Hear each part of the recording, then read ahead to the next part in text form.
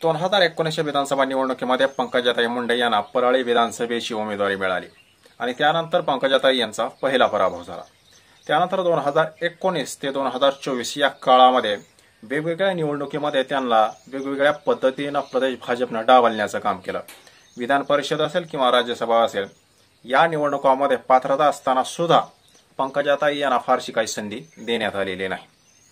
या संपूर्ण 5 वर्षाच्या काळामध्ये त्यांच्याविषयी अनेक चर्चा, अनेक त्या ठिकाणी ते या पक्षात जाणार, त्या पक्षात जाणार, ठाकरे गटात जाणार, काँग्रेसमध्ये जाणार, अशा प्रकारच्या अफवा उठवल्या गेल्या।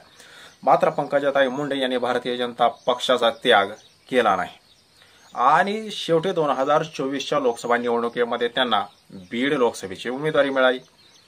2019 ची परळी विधानसभा आणि त्यानंतर 2024 ची बीड लोकसभा असा सलग 2 निवडणुकांमध्ये त्यांचा पराभव झाला। मात्र आता नेमकं पंकजाताई मुंडे काय करणार आहेत? दरम्यानच्या 5 वर्षाच्या काळामध्ये त्यांना मध्य प्रदेश प्रभारी पद देण्यात आलं होतं, पण पंकजाताई मुंडे यांचं इंटरेस्ट हा महाराष्ट्राच्या राजकारणामध्ये आहे। त्यांना महाराष्ट्राच्या राजकारणामध्ये जास्त रस आहे। आता पंकजाताई मुंडे यांच्या पुढे नेमकं पर्याय काय असणार आहे? त्यांच्या समर्थकांनी पंकजाताई मुंडे यांचं पुनर्वसन करावं यासाठी बीड जिल्ह्यामध्ये मोठमोठी आंदोलनं सुरू केलेली आहेत। त्यांचं जर पुनर्वसन केलं नाही तर महाराष्ट्रामधील ओबीसी हा भारतीय जनता पक्षाच्या विरोधात मतदान करेल अशी टोकाची भूमिका त्यांनी घ्यायला सुरुवात केली। पण जी चर्चा आता सुरू झालेली आहे ते हीच आहे की पंकजाताई मुंडे या विधानसभेच्या आखाड्यामध्ये हे उतरणार तर आहेत, परंतु नेमके ते कुठल्या विधानसभेच्या मतदारसंघातून निवडणुकीला उतरतील? बहुतेक जणांचं म्हणणं आहे की गोपीनाथगड ज्या जिल्ह्यामध्ये आहे त्या नगर जिल्ह्यामधील एखाद्या विधानसभेमधून त्यांनी उतरावं अशी इच्छा आहे। पण पंकजाताई मुंडे या खरं तर मराठवाड्यातील हेवीवेट नेते आहेत। त्यांना मानणारा सर्वाधिक वर्ग हा मराठवाड्यामध्ये आहे आणि तसं जरी आपण पाहिलं तरी लोकसभा निवडणुकीपूर्वी त्यांना पंकजाताई मुंडे यांना लोकसभा निवडणुकी मुळात लढवायचीच नव्हती। लोकसभा निवडणुकीच्या तिकीट वाटपाच्या आधी त्यांनी स्पष्टपणे सांगितलं होतं की आपल्याला लोकसभेमध्ये इंटरेस्ट नाही, आपण लोकसभेची निवडणूक लढवणार नाही। आता लोकसभेची निवडणूक संपली, निकाल सुद्धा लागलेला आहे आणि पंकजाताईंचा अतिशय निसटत्या मतानं पराभव झाला आहे। आता पंकजाताई मुंडे यांच्या समोर नेमका पर्याय काय आहेत? या पर्यायाचा जेव्हा विचार केला जातो त्यावेळेस जी चर्चा सुरू झाली आहे ती म्हणजे पंकजाताई मुंडे मराठवाड्यातूनच विधानसभेच्या आखाड्यामध्ये उतरतील आणि ज्या मतदारसंघातून त्या उतरतील त्या मतदारसंघाचं नाव आहे गंगाखेड विधानसभा। आपल्याला माहिती आहे गंगाखेड विधानसभेमध्ये सध्या राष्ट्रीय समाज पक्षाचे रत्नाकर गुट्टे हे आमदार आहेत। या लोकसभा निवडणुकीमध्ये मराठा वर्सेस ओबीसी हा वाद ज्या लोकसभा मतदारसंघामध्ये जास्त करून चर्चेला आला तो म्हणजे बीड आणि त्यानंतर परभणी। कारण बीडमध्ये स्वतः पंकजाताई आखाड्यात होत्या तर परभणीमध्ये महादेवराव जानकर हे आखाड्यामध्ये होते।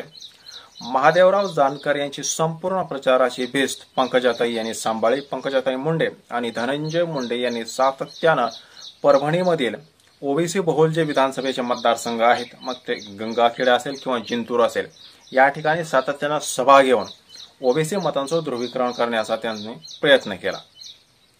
आपण जर निकालाचे आकडे जर का बघितले परभणी लोकसभेमध्ये तर परभणी लोकसभेच्या संबंध विधानसभा मतदारसंघामधून ठाकरे गटाचे संजय जाधव यांना लीड भेटली आहे, परंतु काही का असेना गंगाखेड विधानसभा मतदारसंघातून महादेवराव जानकर यांना किमान 6000 मतांची लीड मिळाली।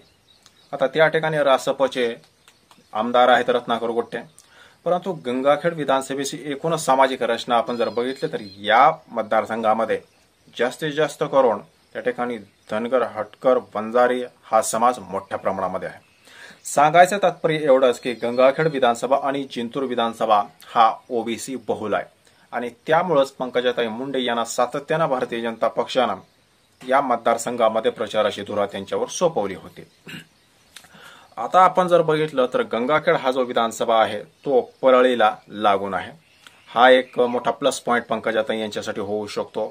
त्याचाच दुसरा मुद्दा असा आहे की गंगाखेड हा विधानसभा मतदारसंघ मराठवाड्यात येतो आणि इतक्या विपरीत परिस्थितीमध्ये सुद्धा परभणीमधून गंगाखेडनं ओबीसी बहुल मतांचा आदर करत महादेवराव जानकर यांना काय का होईना मतांची लीड दिलेली आहे।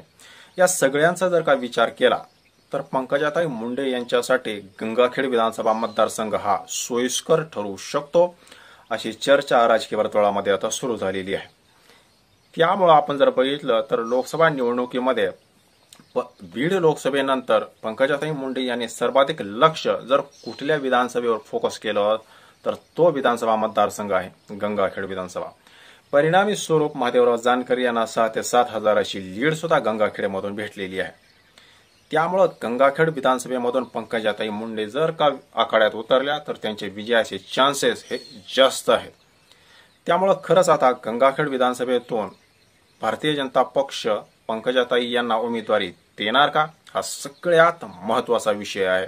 आणि त्यातली त्यात जर देवेंद्र फडणवीस यांच्या हातामध्ये तिकीट वाटपाचे अधिकार जर गेले तर पंकजाताई मुंडे यांना गंगाखेड विधानसभेतून उमेदवारी मिळवण्यामध्ये अडचणी होऊ शकतात.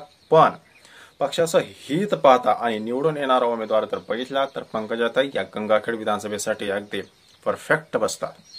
मित्रांनो, तुम्हाला नेमकं काय वाटतं? पंकजाताई मुंडे यांनी गंगाखेड विधानसभेमधून निवडणूक लढवावी का?